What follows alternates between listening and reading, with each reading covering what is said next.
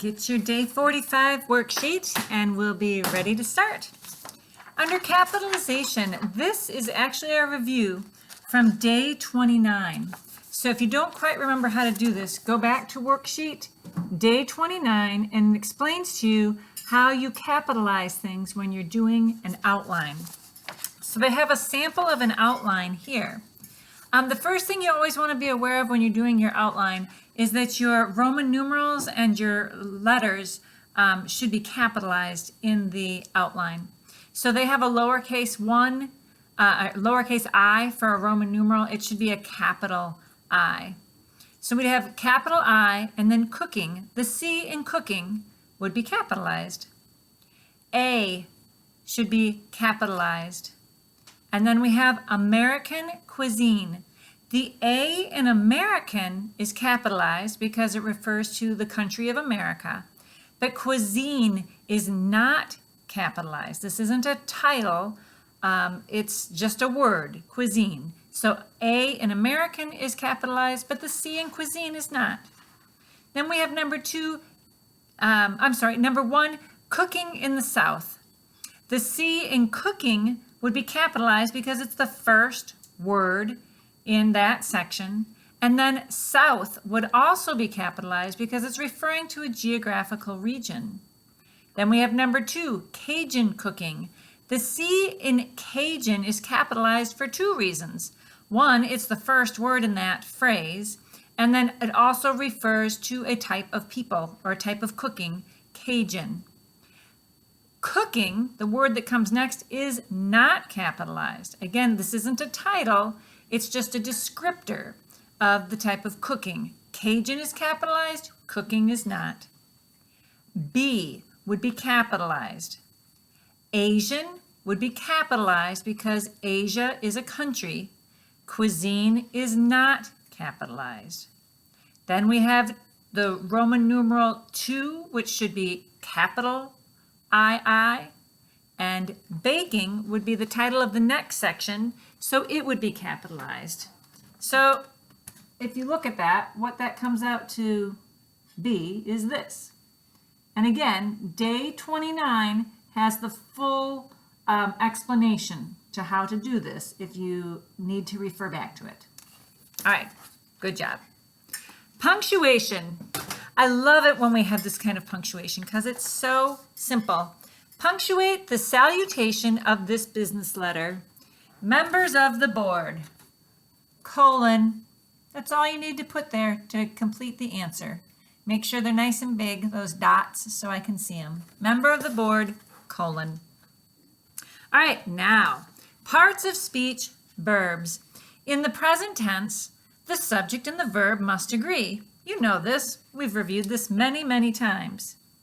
But sometimes it can get difficult because if there's a lot of prepositional phrases or other words around, you might not be able to figure out exactly what the subject is that needs to agree with the verb. So what they remind you is be sure to delete all prepositional phrases so that you do not underline a word in a prepositional phrase as the subject. Remember, anything in a prepositional phrase, you mark it off. It can't be the subject, it can't be the verb. It's just a prepositional phrase. A singular subject requires a verb that ends in S. So for their example, they have that girl with her grandmother plays the drums. If you cross out with her grandmother, the subject becomes quite obvious. It's girl. And you wouldn't say girl play, you'd say girl plays the drums. So for your example, they want you to delete any prepositional phrases, underline the subject once, and the verb that agrees with the subject twice. So I, have this sentence written right up here. One of their neighbors complain or complains. All right, let's cross out the prepositional phrase. Of their neighbors is the prepositional phrase. Now we're left with one. Would we say one complain or one complains? Hopefully, you would say one complains. So one is the subject, complains is the verb. Excuse me. Next section, my favorite stuff, analogies. Circle the word that best completes the analogy. So we have Elated is to forlorn as foolish is to, all right, well, let's start out. Elated is to forlorn. Elated would be like really happy, just feeling on top of the world. Forlorn would be really depressed, feeling dejected, feeling alone. So elated and forlorn are opposites. So the word that we're going to be looking for that completes the analogy is going to be the opposite of foolish. What does foolish mean? If something or someone is foolish, it would mean that they lack judgment. So if something lacks judgment, it would be it would be foolish. If something lacks judgment, it's foolish. So we're looking for the opposite of that. We'd be looking for a word that perhaps shows judgment. So let's take a look. We've got relieved. Does relieved show judgment? No, can't be that. Relevant. Does relevant show judgment? No, it might be used to describe what kind of judgment. If it was relevant, it would relate to something, but it does not complete the analogy. What about judicious? Do you know what judicious means? If you don't know what judicious means, you want to look it up in the dictionary.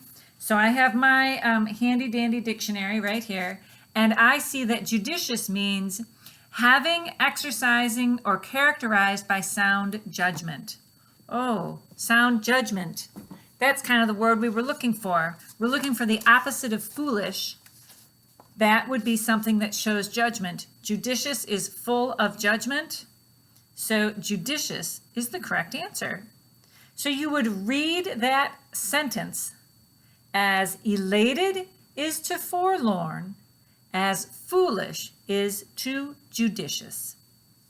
All right, now you've got 3 sentences to combine and make it a complete sentence, not a run-on, with punctuation at the end of the sentence.